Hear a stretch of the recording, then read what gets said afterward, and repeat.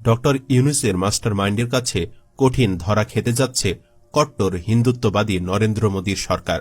ভারতকে কোণঠাসা করে নিজেদের সমস্ত দাবি দাওয়া আদায়ের জন্য ইন্দোনেশিয়া, মালয়েশিয়া, সিঙ্গাপুর ও থাইল্যান্ডের মতো শক্তিশালী 10টি রাষ্ট্রের সাথে শেরপুরের নালিতাবাড়ী উপজেলার বাতকুচি গ্রাম পাহাড়ের পেছন থেকে শেষ বিকেলে নেমে এসেছে বন্য হাতির দল। দলবদ্ধ হয়ে তছনছ করছে ফসলি জমি, হানা দিচ্ছে বসত বাড়িতেও। হাতি তাড়াতে পাহাড়ি জমিতে মশাল জ্বালিয়েছেন স্থানীয়রা। তবুও সৌদি আরবে আজকে খুবই ভয়াবহ একটি বাস দুর্ঘটনা হয়েছে। এই দুর্ঘটনায় 11 জন বাংলাদেশি প্রবাসী ভাই সাথে সাথেই মারা গেছে। বাংলাদেশের কোন জায়গায় তাদের বাসা তা এখনো জানা যায়নি। আপনারা যারা এই ভিডিওটি দেখছেন দয়া করে সকলে ভিডিওতে একটি লাইক দিয়ে ভিডিওটা বেশি বেশি করে শেয়ার করে সারা বাংলাদেশে ছড়িয়ে। ভারতের উত্তরপ্রদেশ রাজ্যে সম্প্রতি বড় ধরনের একটি অভিযান চালিয়ে 280টি মুসলিম ধর্মীয় স্থাপনা ধ্বংস করেছে রাজ্য প্রশাসন। ধ্বংস হওয়া স্থাপনাগুলোর মধ্যে রয়েছে 225টি মাদ্রাসা। এই অটো বন্ধ করে দিবে, অটো বিদ্যুৎ খায়। কোন জায়গায় বিদ্যুৎ ব্যবহার করা হচ্ছে না? শুধু রিক্সা চালকদের জন্য বিদ্যুৎ। দোকানে কোনো পাথরের মাপ আছে? এখন তারা ডিজিটাল মেগা পাল্লা ব্যবহার করে। কোনো দর্জি পা দেয়া কাপড় সিলি করে না, কোনো নাপিত কেসি দেয়া চুল কাটে না, কোনো মহিলা।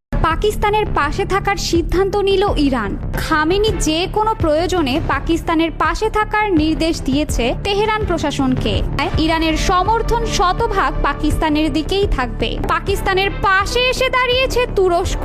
পাকিস্তানের বাঙালি অস্ত্রধর 7 সিস্টার দখল করো। বাংলাদেশ আর পাকিস্তানের যুদ্ধের সুযোগ নিয়ে ইন্ডিয়া যেভাবে বাংলাদেশের কাছ থেকে কলকাতা এবং আরো বিভিন্ন জায়গাগুলো দখল করে নিয়েছিল, এখন সময় এসেছে ফিরিয়ে নেবার, কড়াই গন্ডায় উসুল করে নেবার সেই দখল করা জায়গা। আল্লাহর কসম লাগে কথাগুলো শুনে যাবেন। সবকিছু যদি আল্লাহ সৃষ্টি করে থাকে তাহলে আল্লাহকে কে সৃষ্টি করেছে? এই প্রশ্নটির সম্মুখীন আমরা প্রায়ই হই, যেটা অমুসলিমদের কাছে হতে পারে, যেটা নাস্তিকদের কাছে হতে পারে, এবং আমাদের মতো মুসলমানদের মাথায়ও এই রকম প্রশ্ন ঘোরে। এই প্রশ্নটির উত্তর আমি আপনাদেরকে দিয়ে দিব ছোট্ট একটা ঘটনার মাধ্যমে।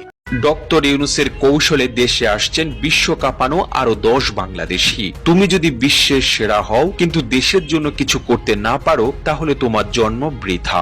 নতুন বাংলাদেশে আসা শুধু আশিক চৌধুরী নয়, বরং আরো এমন বেশ কিছু 100 টাকা কেজি সয়াবিন তেল, 60 টাকা কেজি মসুর ডাল, 30 টাকা কেজি চাল।